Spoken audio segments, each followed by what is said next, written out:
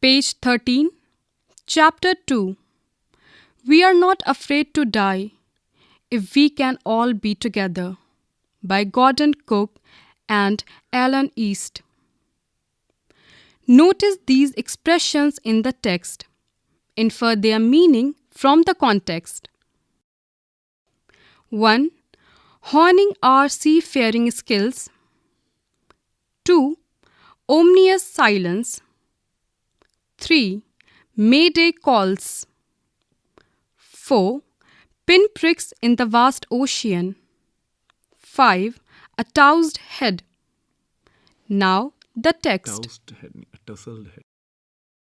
In July 1976, my wife Mary, son Jonathan, 6, daughter Susan, 7, and I set sail from Plymouth, England, to duplicate the round-the-world voyage made 200 years earlier by Captain James Cook. For the longest time, Mary and I, a 37-year-old businessman, had dreamt of sailing in the wake of the famous explorer, and for the past 16 years, we had spent all our leisure time honing our seafaring skills in British waters. Our boat Wave Walker, a 23-meter, 30-ton wooden-hulled beauty, had been professionally built, and we had spent months fitting it out and testing it in the roughest weather we could find. The first leg of our planned 3-year, 105,000-kilometer journey passed pleasantly as we sailed down the west coast of Africa to Cape Town. There, before heading east, we took on 2 crewmen, American Larry Vigil and Swiss Herb Sigler, to help us tackle one of the world's roughest seas, the southern Indian Ocean. Page 14. On our second day out of Cape Town, we began to encounter strong gales. For the next few weeks, they blew continuously. Gales did not worry me, but the size of the waves was alarming. Up to 15 meters, as high as our main mast. December 25 found us 3,500 kilometers east of Cape Town. Despite atrocious weather, we had a wonderful holiday complete with a Christmas tree. New Year's Day saw no improvement in the weather, but we reasoned that it had to change soon. And it did change, for the worse. At dawn on January 2, the waves were gigantic. We were sailing with only a small storm jib and were still making 8 knots. As the ship rose to the top of each wave, we could see endless enormous seas rolling towards us, and the screaming of the wind and spray was painful to the ears. To slow the boat down, we dropped the storm jib and lashed a heavy mooring rope in a loop across the stern. Then we double-lashed everything, went through our life raft drill, attached lifelines, donned oilskins and life jackets, and waited. The first indication of impending disaster came at about 6 p.m. with an ominous silence. The wind dropped, and the sky immediately grew dark. Then came a growing roar, and an enormous cloud towered aft of the ship. With horror, I realized that it was not a cloud, but a wave like no other I had ever seen.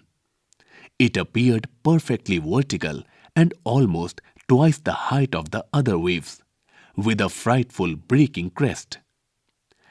The roar increased to a thunder as the stern moved up the face of the wave, and for a moment I thought we might ride over it. But then a tremendous explosion shook the deck. A torrent of green and white water broke over the ship. My head smashed into the wheel, and I was aware of flying overboard and sinking below the waves. I accepted my approaching death, and as I was losing consciousness, I felt quite peaceful. Unexpectedly, my head popped out of water. A few meters away, Wave Walker was near capsizing, her masts almost horizontal. Then a wave hurled her upright. My lifeline jerked taut. I grabbed the guardrails and sailed through the air into Wave Walker's main boom. Subsequent waves tossed me around the deck like a rag doll. My left ribs cracked, my mouth filled with blood and broken teeth. Somehow I found the wheel, lined up the stern for the next wave, and hung on. Water, water everywhere. I could feel that the ship had water below, but I dared not abandon the wheel to investigate. Page 15. Suddenly, the front hatch was thrown open and Mary appeared. "We are sinking," she screamed. "The decks are smashed. We are full of water." "Take the wheel," I shouted as I scrambled for the hatch. Larry and Herb were pumping like madmen. Broken timbers hung at crazy angles. The whole starboard side bulged inwards. Clothes, crockery, jars, tins and toys sloshed about in deep water. I half swam, half crawled into the children's cabin. "Are you all right?" I asked. "Yes," they answered from an upper bunk. "But my head hurts a bit," said Sue, pointing to a big bump above her eyes. I had no time to worry about bumped heads. After finding a hammer, screws and canvas, I struggled back on deck. With the starboard side bashed open, we were taking water with each wave that broke over us.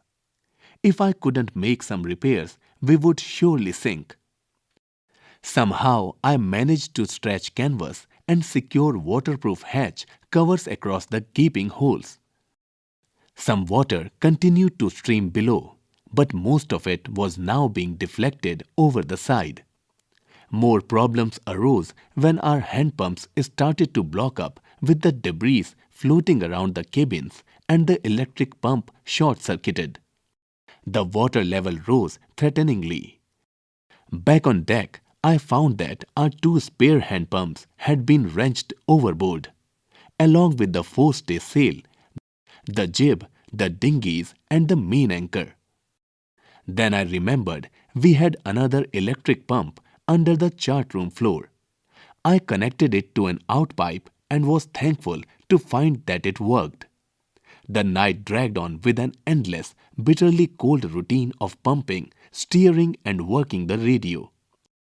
We were getting no replies to our Mayday calls, which was not surprising in this remote corner of the world. Sue's head had swollen alarmingly. She had two enormous black eyes, and now she showed us a deep cut on her arm. When I asked why she hadn't made more of her injuries before this, she replied, "I didn't want to worry you when you were trying to save us all." By morning on January 3, the pumps had the water level sufficiently under control for us to take 2 hours rest in rotation. But we still had a tremendous leak somewhere below the waterline, and on checking, I found that nearly all the boat's main reef frames were smashed down to the keel. Page 16. In fact, there was nothing holding up a whole section of the starboard hull except a few cupboard partitions. We had survived for 15 hours since the wave hit, but Wave Walker wouldn't hold together long enough for us to reach Australia. I checked our charts and calculated that there were two small islands a few hundred kilometers to the east. One of them, Ile Amsterdam, was a French scientific base. Our only hope was to reach these pinpricks in the vast ocean. But unless the wind and seas abated so we could hoist sail, our chances would be slim indeed. The great wave had put our auxiliary engine out of action. On January 4, After 36 hours of continuous pumping, we reached the last few centimeters of water. Now we had only to keep pace with the water still coming in. We could not set any sail on the main mast. Pressure on the rigging would simply pull the damaged section of the hull apart. So we hoisted the storm jib and headed for where I thought the two islands were. Mary found some corned beef and cracker biscuits, and we ate our first meal in almost 2 days. But our respite was short-lived. At 4 p.m., black clouds began building up behind us. Within the hour, the wind was back to 40 knots and the seas were getting higher. The weather continued to deteriorate throughout the night, and by dawn on January 5, our situation was again desperate. When I went in to comfort the children, John asked, "Daddy, are we going to die?" I tried to assure him that we could make it. "But Daddy," he went on, "we aren't afraid of dying if we can all be together. You and Mummy, Sue and I." I could find no words with which to respond. But I left the children's cabin determined to fight the sea with everything I had. To protect the weakened starboard side, I decided to heave to, with the undamaged port hull facing the oncoming waves, using an improvised sea anchor of heavy nylon rope and two 22-liter plastic barrels of paraffin. That evening, Mary and I sat together holding hands, as the motion of the ship brought more and more water in through the broken planks. We both felt the end was very near. But Wave Walker rode out the storm, and by the morning of January 6, with the wind easing, I tried to get a reading on the sextant.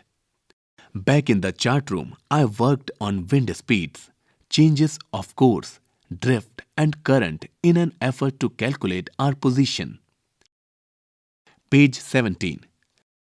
The best I could determine was that we were somewhere in 150,000 kilometers of ocean looking for a 65-kilometer wide island. While I was thinking, Sue, moving painfully, joined me. The left side of her head was now very swollen, and her blackened eyes narrowed to slits. She gave me a card she had made. On the front, she had drawn caricatures of Mary and me with the words, "Here are some funny people. Did they make you laugh?" I laughed a lot as well. Inside was a message, "Oh, how I love you both. So this card is to say thank you and let's hope for the best." Somehow we had to make it. I checked and rechecked my calculations. We had lost our main compass and I was using a spare which had not been corrected for magnetic variation. I made an allowance for this and another estimate of the influence of the westerly currents which flow through this part of the Indian Ocean. About 2 p.m., I went on deck and asked Larry to steer a course of 185 degrees. If we were lucky, I told him with a conviction I did not feel, he could expect to see the island at about 5 p.m. Then with a heavy heart, I went below, climbed on my bunk and amazingly dozed off. When I woke, it was 6 p.m. and growing dark. I knew we must have missed the island, and with the sail we had left, we couldn't hope to beat back into the westerly winds. At that moment, a tousled head appeared by my bunk. "Can I have a hug?" Jonathan asked. Sue was right behind him. "Why am I getting a hug now?" I asked. "Because you're the best daddy in the whole world, and the best captain," my son replied. "Not today, John, I'm afraid." "Why, you must be," said Sue in a matter-of-fact voice. "You found the island." "What?" I shouted. "It's out there in front of us," they chorused. "As big as a battleship." I rushed on deck and gazed with relief at the stark outline of Ile, Amsterdam. It was only a bleak piece of volcanic rock with little vegetation, the most beautiful island in the world. Page 18. We anchored offshore for the night, and the next morning all 28 inhabitants of the island cheered as they helped us ashore. With land under my feet again, my thoughts were full of Larry and Herbie, cheerful and optimistic under the direst stress, and of Mary, who stayed at the wheel for all those crucial hours. Most of all, I thought of a 7-year-old girl who did not want us to worry about a head injury, which subsequently took 6 minor operations to remove a recurring blood clot between skin and skull, and of a 6-year-old boy who was not afraid to die. Understanding the text. 1. List the steps taken by the captain. First, to protect the ship when rough weather began. Second, to check the flooding of the water in the ship. 2. Describe the mental condition of the voyagers on 4 and 5th January. 3. Describe the shifts in the narration of the events as indicated in the 3 sections of the text. Give a subtitle to each section. Talking about the text. Discuss the following questions with your partner. 1. What difference did you notice between the reaction of the adults and the children when faced with danger? 2. How does the story suggest that optimism helps to endure the direst stress? 3. What lessons do we learn from such hazardous experiences when we are face to face with death? 4. Why do you think people undertake such adventurous expeditions in spite of the risk involved? Thinking about language. 1. We have come across words like gale and storm in the account. Here are 2 more words for storm: typhoon, cyclone. How many words does your language have for storm? Page 19. 2. Here are the terms for different kinds of vessels: yacht, boat, canoe, ship, steamer, schooner. Think of similar terms in your language. 4. Have you heard any boatmen's songs? What kind of emotions do these songs usually express? Working with words. 1. The following words used in the text as ship terminology are also commonly used in another sense. In what context would you use the other meaning? The words are knot, stern, boom, hatch, anchor. 2. The following 3 compound words end in ship. What does each of them mean? Words are airship, flagship, lightship. 3. The following are the meanings listed in the dictionary against the phrase take on. In which meaning is it used in the 3rd paragraph of the account? Take on something. To begin to have a particular quality or appearance. To assume something. Take somebody on. To employ somebody. To engage somebody. To accept somebody as one's opponent in a game, contest, or conflict. Take somebody or something on. To decide to do something, to allow something, somebody to enter. Take somebody or something on. To decide to do something, to allow something, or somebody to enter. Example, a bus, plane, or ship. To take something or somebody on board. Things to do. 1. Given on the next page is a picture of a yacht. Label the parts of the yacht using the terms given in the box. Page 20. Words are bow, cabin, rudder, cockpit, stern, boom, mainsail, mast. 2.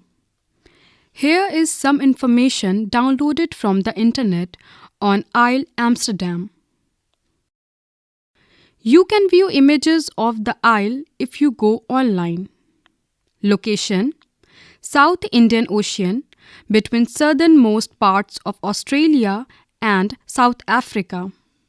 Latitude and longitude: 3792 south, 7767 east. Sovereignty: France. Political status notes: part of French Southern and Antarctic lands. Population: 35. Census notes: meteorological station staff. Land area in square kilometers: 86. 3. Locate Isle Amsterdam on the world map. Page 21. Notes. This is the first-person account of an adventurous ordeal that a family experiences. Understanding the text.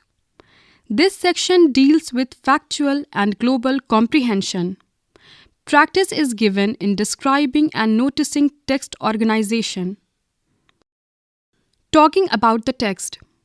Peer interaction about subjective responses to the text. Empathy with and comment on universal experiences and human behavior related to risk-taking and adventure. Thinking about language. 1. Variety of terms for a particular item in different languages. 2. English words derived from Indian languages. 3. Linking language to music. Example: boatmen's songs. Working with words. 1. Ship terms as homonyms. 2. Compound words with ship with different connotations. 3. Phrasal verbs. Things to do. 1. Honing reference skills by finding facts from the internet, the encyclopedia, and maps. 2. Exposure to various genres of fact presentation. You were just listening to this chapter. It was presented by CIET NCERT, New Delhi, India.